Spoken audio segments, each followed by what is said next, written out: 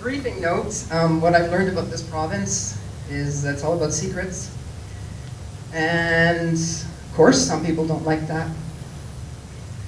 Well, in the briefing note, I couldn't believe I actually got the briefing note, but this was what they said. Yeah, I'm kidding. You do shoddy work, you're going to get people complaining. Does the ERCB tell the fracking truth? They must have found out about this workshop because this just got released. The next diagram comes from this presentation. Can you guys see that? Okay. I cannot believe the ERCB is still doing this. Like, either Albertans are really stupid, or really in denial, or too greedy. Now, I showed you that map with those almost 200 wells fracked and above the basic groundwater protection, and the 60 above 200 meters, and the 11 less than 175, and we have about 7 or 8 person fracks right into our aquifers.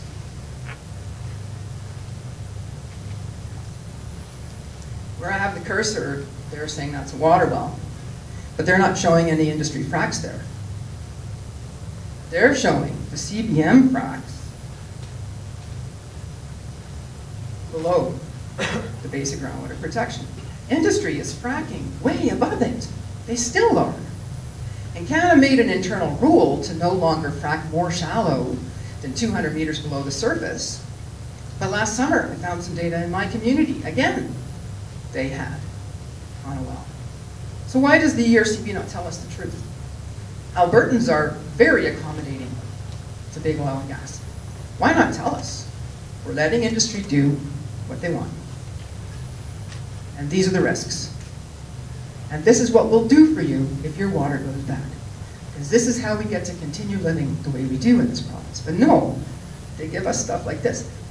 Now this little diagram on the side here is really good because that, except without the horizontal, is what EnCana did in our aquifers.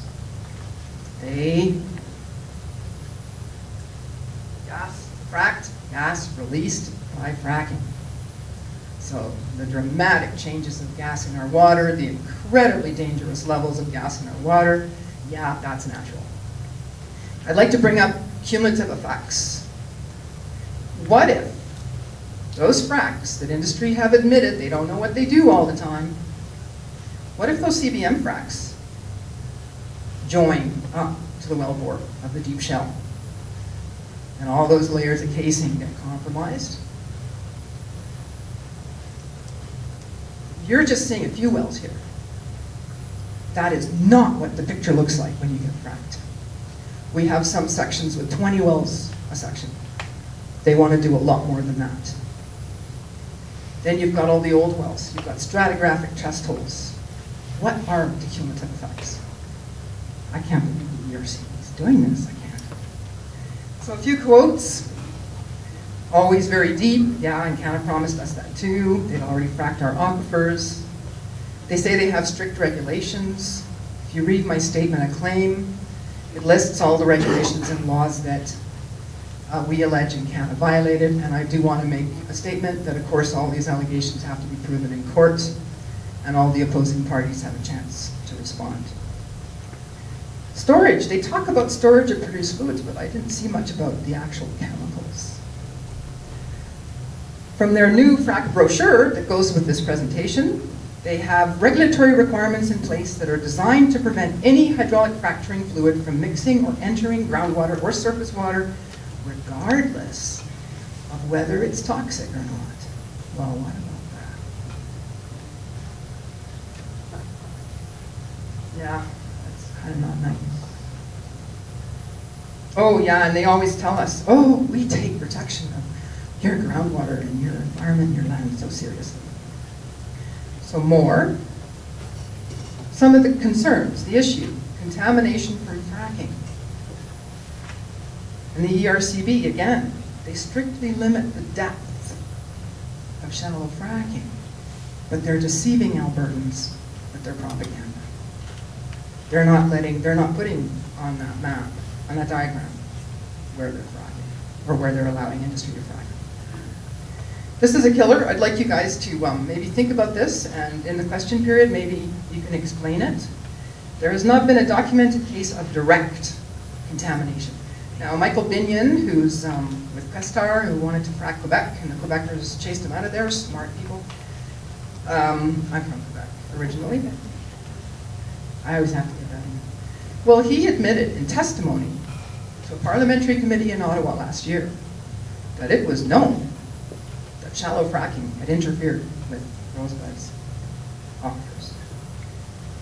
So does the ERCB mean not coming with the frack crew and fracking my water well? Is that what they mean by direct? What do they mean by direct? So another reminder, after EnCana had fracked our aquifers, they had all kinds of problems. They couldn't stop the water production in that well that fracked our aquifers. Of course, they never told any of us. And this obtained by the Freedom of Information documents. Pressure cracked the remedial cement. Now they're fixing the problem, and they screwed it up. They knew they had a problem.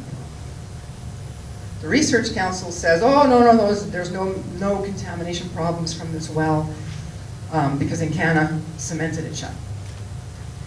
But even cementing the well bore perfectly does not remediate and fracking the aquifers. I just want to bring up the violations that Andrew pointed out to you that EnCana got racked up the record fines for. But read the red. April 2004. EnCana often told us, oh, we've never contaminated a water well. And half a year prior. Failure to prevent contamination of fresh water by gas. EnCana tops the violations there. 71% of these violations belonged to EnCana, and they had only been there 3 years. Meeting minutes that I found. Alberta Environment's Deputy Minister Peter Watson, who's now in the Ministry of Energy, the revolving door thing that Andrew talked about. It appears some of the companies were not familiar with the requirements. That's all they did about it. So in the FOIP results too, this was not in the report. I find this really scary. 1 liter of gas a minute my water produces. And of the 116 water wells tested and used to dismiss the water contamination cases, none of them had methane. But they're all been heavily censored, so I don't know where they are. This is public data. Public data. By our silence. Kind of speaks for itself. This is the expansion on the Roosevelt Dinner Theater. After the first water wells went bad, EnCana promises $150,000. This is the divide and conquer to control the community. They didn't promise the money to all, just some.